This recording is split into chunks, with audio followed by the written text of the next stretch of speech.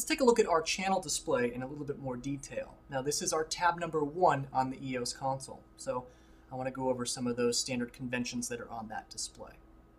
Now by default, the live table will be up, or the table view will be displayed, and the vast majority of this channel display is taken up by channels.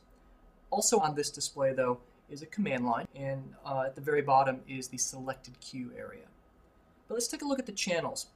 When we're in table view, you will notice that there are two primary different ways that the channels are displayed. They're either a tile or they're shown in a table. Now if they are a tile, that generally means that they are just a single parameter fixture, so they really only have intensity. But if they're in a table, that means that these units have more than just intensity. They're a multi-parameter fixture. And you can tell right away what they might be by looking at what columns are showing up. If we look at our channels 11 through 14, you'll notice that there's an intensity column and then a color column that's broken up into further columns, one of which is scrollers. So I know that my channels 11 through 14 are my scrollers, and they're grouped there quite nicely. Also, if we look at, for example, channels 21 through 28, you'll see that there are many, many more columns: intensity, focus, color, and beam. And those columns are subdivided by the major categories on the EOS: intensity, focus, color, and beam. And you'll also see that there is an indicator telling us that those are max 700 wash units. Now the nice thing about these tables is that they can be expanded and contracted depending on how much information you want to see. By default, they're all the way open, so you can see all of the information about this fixture. If I want to contract them or expand them, the command is the same. I can push and hold the parameters key on my EOS console. And now in the CIA, all of my parameters will either be highlighted or not, telling me that they are being displayed. Now I can expand and contract an entire category, in this case by pushing the color category button, which is all the way at the bottom here. And now you'll see that the color column has shrunk down to just one column, and it gives you very, very general information about what color that fixture is in. But if we look, for example, at the beam column, which is still expanded, that's broken up into 4 subcolumns, I can actually individually hide each one of those subcolumns by finding the parameter in my parameter display that I want to hide or show, and simply touch them, and I can expand and contract those subcolumns as much as I want. So working in the table view is a nice way to see your fixtures grouped by fixture type. Now the other format available to us in the channel display can be reached by hitting the format key one time, and that takes us to channel summary. Now what channel summary view is all of my channels are displayed as tiles. Now this display is zoomable, like most displays on the EOS, and I'm going to zoom in so that we can see these tiles in a little bit more detail. To zoom, I'm going to push and hold the format key and roll the wheel up. And I'm going to zoom up fairly close. I just want to see maybe 40 channels. That seems good for now. Now what we're looking at here is a couple of different tiles. We have the normal tile, which is channels 1 through 10. Those are single parameter fixtures. Again, they're just basic tiles. We have the channel number at the top. If I add a level to channel 1, you'll see that it shows up. Now directly below channel 1, we have channel 11, and you can see that that tile looks a little bit differently.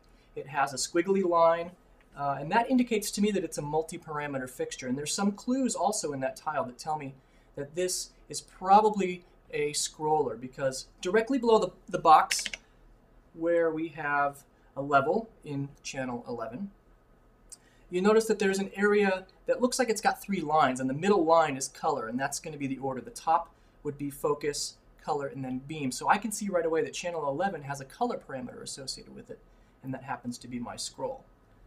And further down, channel 21, you'll notice, actually has some information in all 3 of those lines. We have a little plus. Now that simply means that that channel has the capability to do focus, color, and beam, and that's the order that section of the tile will be. Focus is on top, color is in the middle, and beam is that 3rd line. So the plus in this case indicates that that channel is capable of those functions. So I can see right away, just by looking at the tiles, what kind of fixtures I might be working with. Now these tiles are also expandable and contractible. Their default view is expanded. Now to contract them, I simply hit parameters, and I can select any one of my categories. They just toggle between expanded and contracted.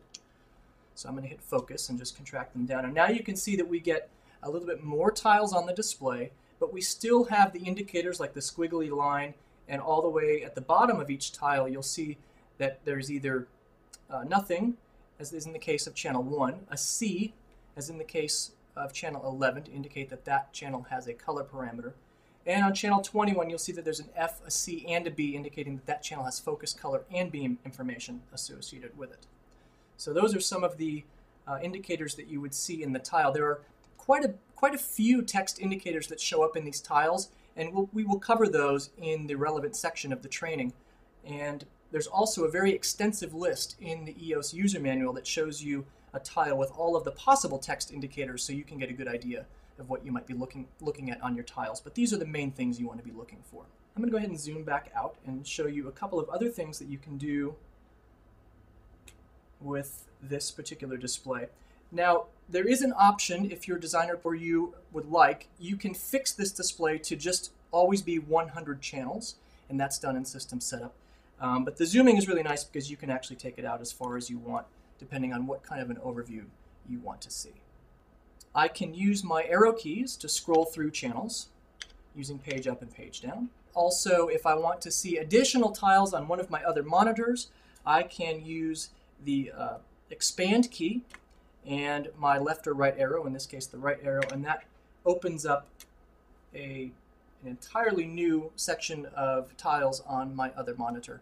And to close that, I simply reverse that command, expand, and the left arrow in this case, and that shrinks it back down. So that is taking a look at the channel display in greater detail on the EOS.